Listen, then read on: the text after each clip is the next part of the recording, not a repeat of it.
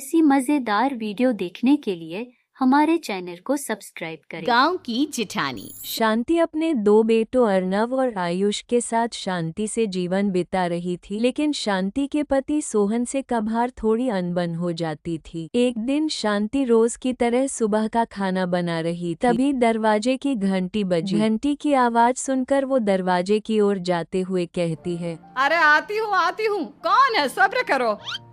शांति दरवाजा खोलती है तो देखती है कि उसके जेठ मोहनदास सामने खड़े होते हैं। वो सत पकाकर अपना घूंघट करती है और पैर छूकर कहती है, आइए आइए जेठ जी। कैसी हो शांति? जी मैं तो बिल्कुल ठीक हूँ, सब आपकी मेहरबानी है भाई साहब। शांति और मोहनदास की बातें सुनकर शांति का पति सोहन और उसके दोनों बेटे बाहर आ जाते हैं। अरे भैया राम राम, कैसे हो आप? राम राम भाई। अरे शांति, ऐसे खड़ी खड़ी क्या देख रही हो? चाय कॉफी कुछ लेकर आओ, भैया आए हैं।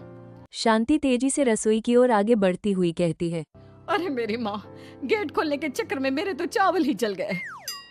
वो दौड़ी दौड़ी रसोई में जाती है और देखती है कि सारे चावल जल गए हैं। वो दोबारा चावल बनाने में लग जाती है। इतने में सोहन आवाज लगाता है, अरे शांति, तुम्हारे चावल का रोना खत्म हो गया हो तो चाय ले आओ। जी लाती हूँ अभी। शांति जल्दी जल्दी चाय बनाती है और मोहनदास को चाय देती है। सब एक दूसरे की खैर खबर पूछते हुए चाय पीते हैं। कनोइस चाय खत्म होते ही मोहनदास शांति की ओर देखते हुए मजाक में कहते हैं, शांति, अब तुम्हारी चाय में दम नहीं रहा, अब हमें चाय बनाने वाली बदलनी पड़ेगी। ये कैसे मुमकिन होगा जेठ जी? घर और बाहर का सारा काम मुझे ही करना पड़ता है और कभी कभी जल्दी जल्दी के चक्कर में काम बिगड़ जाते हैं, जैसे आज चावल जल गए। अरे इसी का तो हल लेकर आया हूँ। मैंने रिश्ता देखा है अर्नव और आरुष के लिए। दोनों लड़कियाँ बहुत सुंदर और सुशील हैं। अगर आप दोनों इजाज़त दें तो बात करूँ आगे। सोहन और शांति रिश्ते की बात सुनकर कहते हैं, अब ठीक है, बात चलाइए ना भैया, पर पहले लड़की के बारे में कुछ बताइए तो सही। हाँ हाँ भाई साहब, लड़की कैसी है, परिवार कैसा है, कहाँ के रहने वाले हैं? देखो परिवार तो बहुत अच्छा है, पर वे दोनों लोग बहुत गरीब हैं। दहेज में कुछ मिलेगा नहीं। अरे हमें दहेज में कुछ चाहिए भी नहीं, बस लड़की संस्कारी होनी चाहिए। एक लड़की तो पढ़ी लिखी है और शहर की रहने वाली है, पर दूसरी अपनी गरीबी की वजह से पढ़ न सकी और गांव में रहती है, लेकिन दोनों है बहुत खूबसूरत। अगर तुम सबको देखते ही पसंद ना आ जाए तो मेरा नाम बदल देना। हाँ, पर तो हम आंखें मूंद कर भरोसा कर सकते हैं भैया। आप आगे बात चलाइए, हम शादी करने को तैयार हैं। कुछ ही दिन में अर्नव और आयुष की शादी हो जाती है। आयुष की शादी अनपढ़ लड़की से हो जाती है जो कि बहुत भोली होती है, और अर्नव की शादी पढ़ी लिखी लड़की तनुजा से हो जाती है जो कि घमंडी और चालाक होती है। एक दिन मंजरी घर के काम कर रही थी कि अचानक शांति उसे आवाज लगाती है, बड़ी बहू, ओ बड़ी बहू, मंजरी जल्दी यहाँ आओ। मंजरी जल्दी जल्दी शांति के पास जाती है। बेटा मेरे पैर दबा दे, बहुत दर्द हो रहा है। जी माँ जी, बस बर्तन धोकर आती हूँ। अरे बैठ यहाँ, मेरे पैर में बहुत तेज दर्द हो रहा है। बर्तन छोटी बहू धो लेगी। मंजरी शांति के पैर दबाने लगती है तो शांति तनुजा को आवाज लगाती है, छोटी बहू, ओ छोटी बहू। तनुजा थोड़ी देर से आराम से चलकर आती है। जी माँ जी, आपने बुलाया मुझे? आपको कोई काम था क्या? तू कुछ काम कर रही है या? शांति की बात काटते हुए तनुजा बोलती है, कुछ नहीं माँ, फोन पर अपने घर पर बात कर रही थी। अरे बाद में बात करियो अपने घर वालों से, पहले जाके बर्तन धो ले। तनुजा मुंह बनाते हुए अपनी जेठानी की ओर देखती है और मन ही मन कहती है, ये महारानी वहाँ बैठी है, ये नहीं कि बर्तन धो ले। मैंने इतनी पढ़ाई बर्तन धोने के लिए की थी क्या? तनुजा दांत पीसकर वहां से चली जाती है। अगले दिन सब दफ्तर चले जाते हैं, तभी डाकिया चिट्ठी लाता है। बड़ी बहू, जरा छोटी बहू को बुलाना, एक चिट्ठी आई है। मेरी तो आंखें कमजोर है तो मुझसे पढ़ा नहीं जाएगा। मंजरी तनुजा के पास जाकर कहती है, तनुजा, तुम्हें माँ जी बुला रही हैं। मुझ पर हुक्म मत चलाओ, काम बताओ काम। अरे मैंने तुम पर कहाँ हुक्म चलाया, और हुक्म चला भी दूंगी तो क्या हुआ? तुम तो मेरी छोटी बहन की तरह हो ना। तुम जैसी अनपढ़, जाहिल और गांव की गवार मेरी बहन नहीं हो सकती। बेचारी मंजरी तनुजा की बात सुनकर अपना सा मुंह लेकर रह गई। कोई चिट्ठी आई है, माँ जी तुमसे पढ़वाना चाहती है, बस इसलिए बुला रही हैं। तनुजा मंजरी का मजाक बनाते हुए कहती, अनपढ़ कहीं की। तनुजा का ऐसा बर्ताव देखकर बड़ी बहू बहुत दुखी होती है। तनुजा को अपनी पढ़ाई का घमंड इतना हो गया कि अब वो घर के कोई काम नहीं करती और अपनी जेठानी का मजाक बनाती रहती। तनुजा का ये बर्ताव अब उसकी सास को भी नजर आने लगा था। एक दिन शांति ने अपनी बड़ी बहू से कहा, मंजरी, तनुजा हर समय तुम्हारा मजाक उड़ाती है, तुम्हें गुस्सा नहीं आता क्या?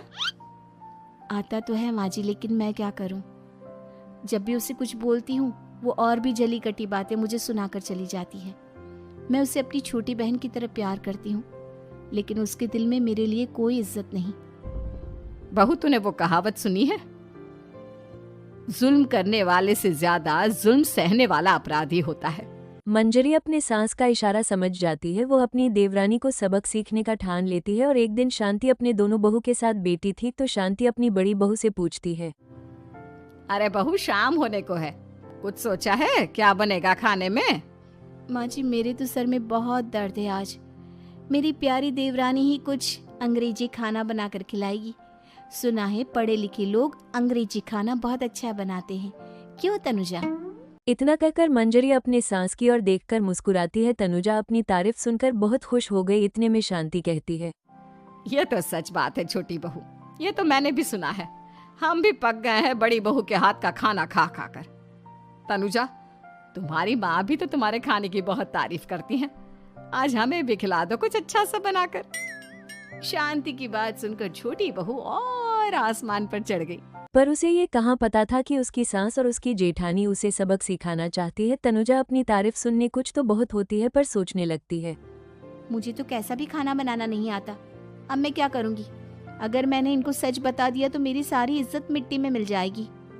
अरे छोटी बहू, क्या सोच रही हो? खिलाओगी ना अपने हाथ का अंग्रेजी खाना?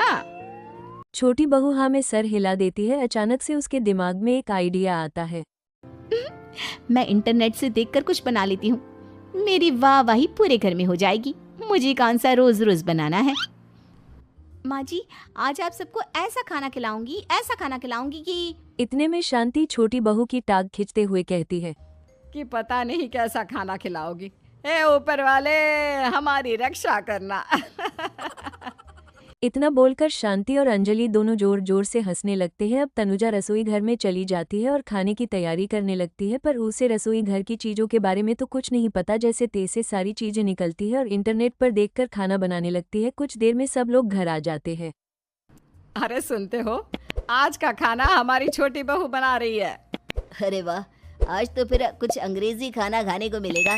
कुछ ही देर में खाना बन जाता है तो छोटी बहू सबका खाना लगा देती है। इतने में बड़ी बहू कहती है, क्या बात है देवरानी जी, आज तो बहुत अच्छी खुशबू आ रही है। ये बात तो सही कही बड़ी बहू तूने, खुशबू तो अच्छी है। ऐसी खुशबू तो मेरे खाने में भी नहीं आती। सब मिलकर छोटी बहू की बहुत तारीफ करते हैं और छोटी बहू सातवें आसमान पर बैठ जाती है। अब सभी खाना खाते हैं। जल्दी जल्दी दो, अब तो मुंह में पानी आ रहा है। हाँ हाँ, मुझसे भी नहीं रुका जा रहा। जैसे सोहन एक निवाला खाता है उसकी आंखों से पानी आने लगता है। ये देखकर शांति सोहन से पूछती है, क्या हुआ जी, खाना इतना अच्छा बना है कि आंखों से पानी आ गया? सोहन चुप रहता है और धीरे धीरे से खाना शुरू कर देता है। इतने में सोहन छोटी बहू से कहता है, बेटी तुम भी तो खाओ, तुम क्यों रुकी हो? खाना सच में बहुत अच्छा है। ये कहकर सोहन जोर से हंस देता है। फिर सब खाना खाने लगते हैं, लेकिन खाने में नमक और मिर्च तेज हो गई थी। तनुजा से कोई कुछ नहीं बोलता, बल्कि उसे भी खाने के लिए कहते हैं। जैसे ही छोटी बहू खाना खाती है वो पानी पानी के जोर से चिल्लाती है, पानी, इसमें तो पानी। ये खाना तो सच में इतना अच्छा बना है कि हमारे साथ साथ देवरानी जी भी इसके स्वाद को कभी नहीं भूल पाएंगी। सही कहा बहू। तनुजा को अपनी गलती का एहसास हुआ और उसे अपने सास से कहा, माँ जी, ये मेरी गलती नहीं है। इंटरनेट पर दिखाया था कि 4 चम्मच नमक और मिर्च डालने हैं। अब मैजली को भी मौका मिल गया और उसे ने तनुजा पर तन कसा। नाच न जाने आंगन टेढ़ा, हर जगह अपनी पढ़ाई दिखाती हो, दूसरों का मजाक उड़ाती हो। अब पता चला ना, हर चीज़ में पढ़ाई काम नहीं आती। और तुम तो शहर में रही हो, तुम्हें तो मुझसे भी अच्छा खाना बनाना आना चाहिए ना। बेटा, अगर तूने ठीक से सब सीखा होता तो आज तुझे शर्मिंदा नहीं होना पड़ता। बात शहर या गांव की नहीं होती। मंजरी गांव से आई है, लेकिन उसे घर का काम करना और खाना बनाना सब अच्छी तरह से आता है। तुम शहर में रही हो, तुमने ये सब क्यों नहीं सीखा? छोटी बहू सर नीचे करके शर्मिंदा होती है और सबसे माफी मांगती है। दीदी मुझे माफ़ कर दो, मैंने आपको बहुत बुरा भला कहा, पर आपने मुझे हमेशा ही माफ़ किया। आज मुझे अपनी गलती का एहसास हो गया है। दोनों बहवें मिलकर घर का काम करने लगी और एक दूसरे को अपना गुण बांटने लगी। मंजली ने अपनी देवरानी को खाना बनाना और घर का काम करना सिखाया, वही तनुजा ने भी अपने जेठानी को पढ़ना लिखना सिखाया। शांति और सोहन ऐसी बहू है पाकर बहुत खुश थे।